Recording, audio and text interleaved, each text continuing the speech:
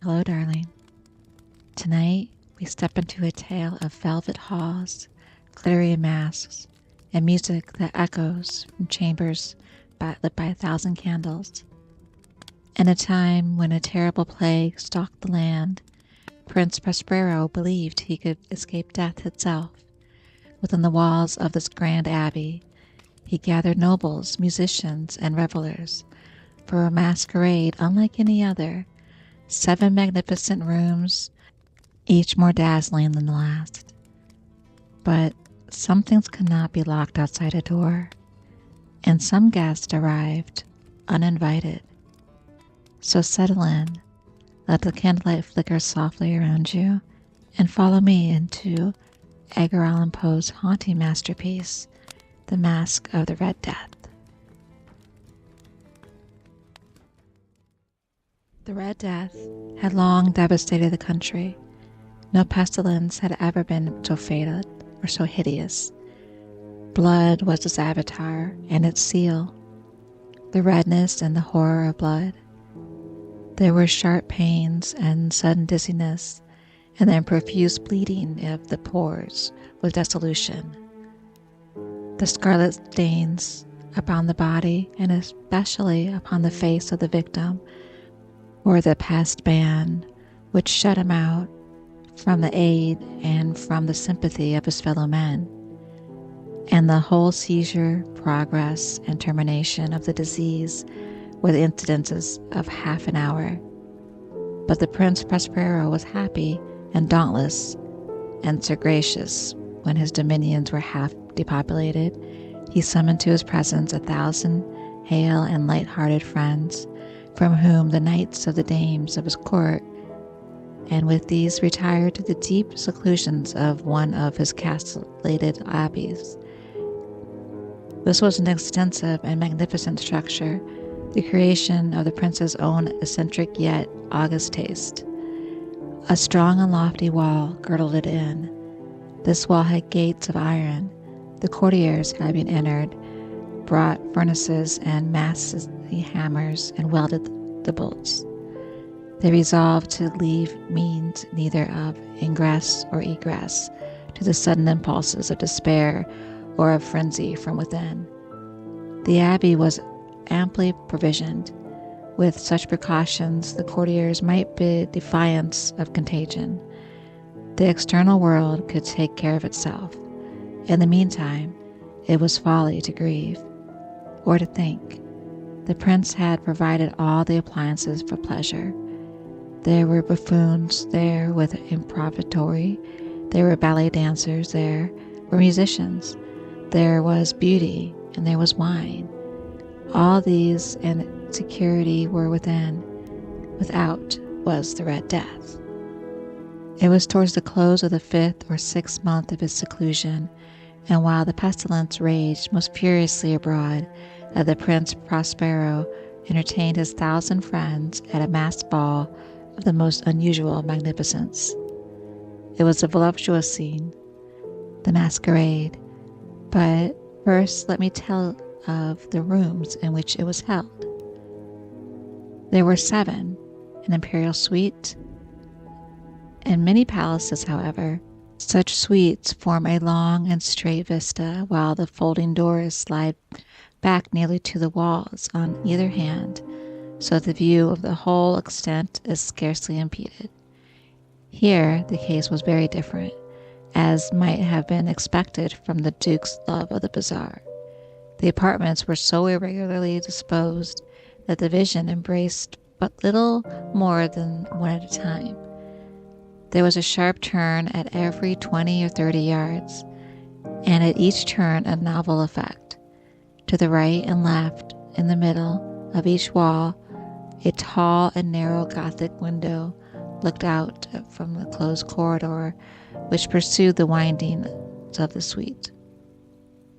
Their windows were of stained glass, whose color varied to accordance with the prevailing hue of the decoration of the chamber into which it opened. That at the eastern extremity was hung, for example, in blue, and vividly blue were its windows. The second chamber was purple in its ornaments and tapestries, and here the panes were purple. The third was green throughout, and so were the encasements. The fourth was furnished and lighted with orange, the fifth with white, the sixth with violet. The seventh apartment was closely shrouded in black velvet tapestries that hung all over the ceiling and down the walls, failing and falling in heavy folds upon a carpet in the same material and hue. But in this chamber only, the color of the windows failed to correspond with the decorations. The panes were scarlet, of deep blood color. Now, in no one of the 7 apartments was there any lamps or caldron, amid the profusion of gold ornaments that lay scattered to and fro deepened from the roof. There was no light of any kind emanating from lamp or candle within the suite of chambers, but in the corridors that followed the suites there stood opposite of each window a heavy tripod bearing a brazier of fire that projected its rays through the tinted glass that so glaringly illuminated the room, and thus were produced magnitudes of gaudy and fantastic appearances. But in the western or black chamber, the effect of the firelight was streamed upon the dark hangings through the blood-tinted panes, was ghastly in the extreme, and produced so wild a look upon the countenances of those who entered that there were few of the company bold enough to set foot when it precedence at all. It was in this apartment also that there stood against the western wall a gigantic clock of ebony. This pendulum swung to and fro with a dull, heavy, monstrous clang, and when the minute hand made the circuit of the face and the hour was to be stricken, there came from the brazen lungs of the clock a sound that was clear and loud and deep and exceedingly musical, but of so peculiar a note and emphasis that each lapse of an hour the musicians of the orchestra were constrained to pause momentarily in their performance to hearken to the sound, and thus the waltzer's performance ceased their evolutions, and there was a brief disconcert of the whole gay company. And while the chimes of the clock yet rang, it was observed that the giddiest grew pale, and the more aged and sedate passed their hands over their brows, as if in a confused reverie of meditation. But when the echoes had fully ceased, a light laughter at once pervaded the assembly. The musicians looked at each other and smiled, as if their own nervousness and folly had made whispering vows, each to the other, and the next chiming of the clock should produce in them no similar emotion. And then, after the lapse of 60 minutes, which embrace 3,600 seconds of the time that flies, there came yet another chiming of the clock, and when there were the same disconcert and tremulous and meditation as before. But in spite of these things, it was a gay and magnificent revel. The tastes of the dukes were peculiar. He had a fine eye for colors and effects. He disregarded the decor of mere fashion. His plans were bold and fiery, and his conceptions glowed with barbaric luster. There was some who would have thought him mad. His followers felt that he was not. It was necessary to hear and see and touch him to be sure that he was not.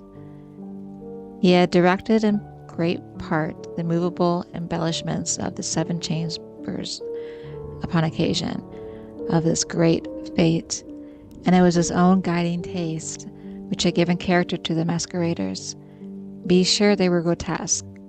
There were much glare and glitter and piquancy and phantasm, much of what had once been since seen in Hermione. There was arabesque figures and unsuited limbs and appointments. There were delirious fancies such as the madman fashioned. There was much of the beautiful, much of the wanton, much of the bizarre, something of the terrible, and not a little of that which might have excited disgust. To and fro in the 7 chambers they stalked, in fact, a multitude of dreams. And these, the dreams, writhed in and about, taking hue from the rooms, and causing the wild music of the orchestra to seem as the echo of their steps. And anon these there strikes the ebony clock, which stands in the hall of the velvet, and then, for a moment, all is still, and all is silent, save the voice of the clock. The dreams are stiff frozen where they stand, but the echoes of the chimes die away. They have endured but an instant, and a light, half-subdued laughter floats after them as they depart.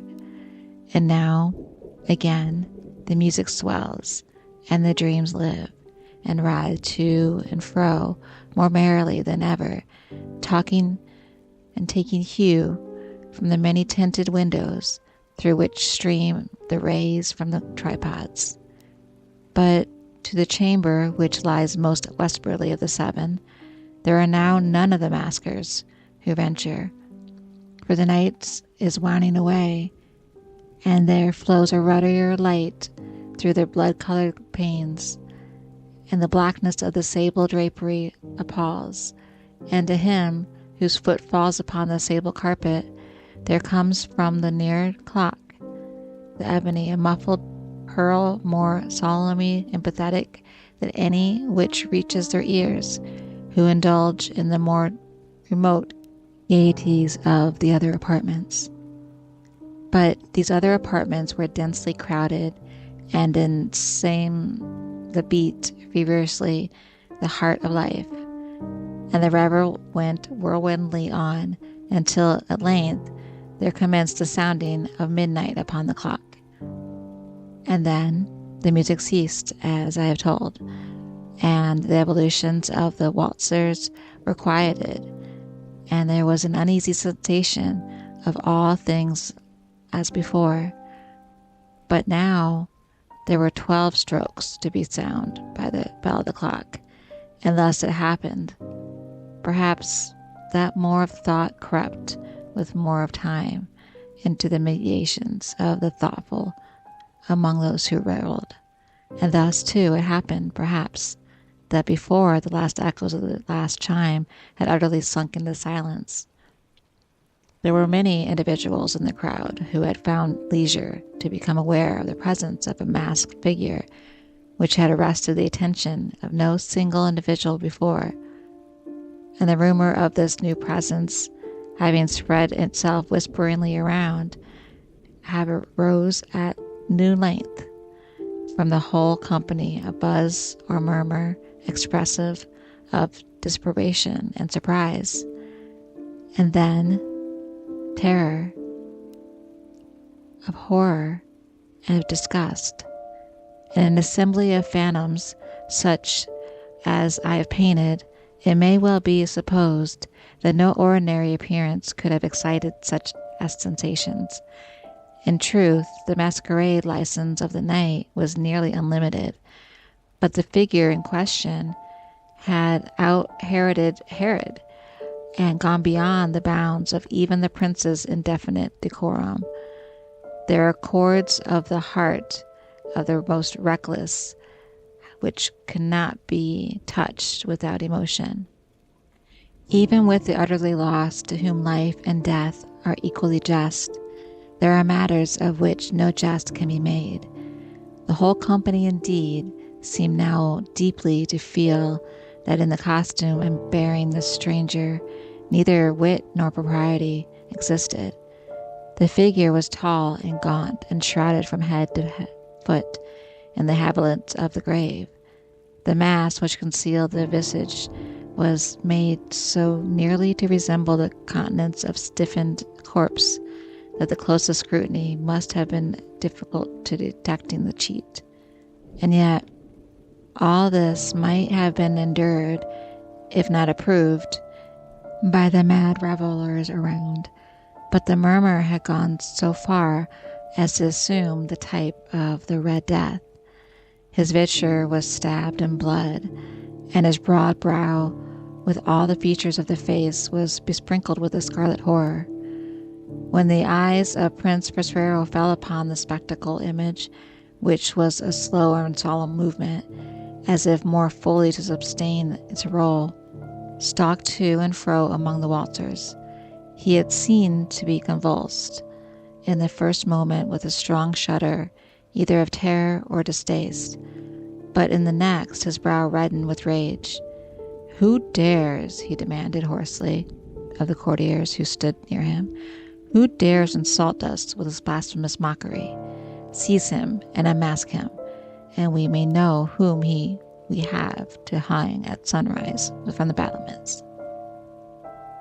It was in the eastern or blue chamber in which stood the Prince Prospero as he uttered those words. They rang throughout the 7 rooms loudly and clearly, for the prince was a bold and robust man, and the music had become hushed at the wavering of his hand. It was in the blue room where stood the prince with a group of pale courtiers by his side. At first, as he spoke, there was a slight rushing movement of this group in the direction of the intruder, who at the moment was also near at hand, and now, with deliberate and stately step, made closer approach to the speaker. But from a certain nameless awe, with which the mad assumptions of the murmur had inspired the whole party, there were found none who put forth a hand to seize him, so that unimpeded he passed within a yard of the prince's person, and while the vast assembly, as if with one impulse, shrank from the centers of the room to the walls, he made his way uninterruptedly, but with the same solemn and measured step which had distinguished him from the first, through the blue chambers to the purple, through the purple to the green, through the green to the orange, through this again to the white, and even hence to the violet, ere a decided movement had been made to arrest him. It was then, however, that the Prince Prospero, maddened with rage and the shame of his own monotony cowardice, he rushed hurriedly through the 6 chambers, while none followed him on account of a deadly terror that had seized upon them all. He bore aloft his drawn dagger, and had approached it rapidly and cautiously to within 3 or 4 feet of the retreating figure. Then, the latter, having attained the extremity of the velvet apartment, turned suddenly and confronted this pursuer. There was a sharp cry, and the dagger dropped gleamingly upon the sable carpet, upon which instantly afterwards fell prostrate in death the Prince Prospero. Then, summoning the wild courage of despair, a throng of the revelers at once threw themselves into the black apartment and seized the murmur, whose tall figure stood erect and motionless within the shadow of the ebony clock, gasped in unutterable horror at finding the grave cements and corpse-like mask which they handled with so violent a rudeness, untenanted by any tangible form. And now was acknowledged the presence of the Red Death. He had come like a thief in the night, and one by one dropped the revelers in the blood-bedewed halls of the revel, and died each in the despairing posture of his fall. And the life of the ebony clock went out, and with that of the last of the gay, and the flames of the tripods expired, and darkness and decay, and the Red Death held illimitable dominion over all.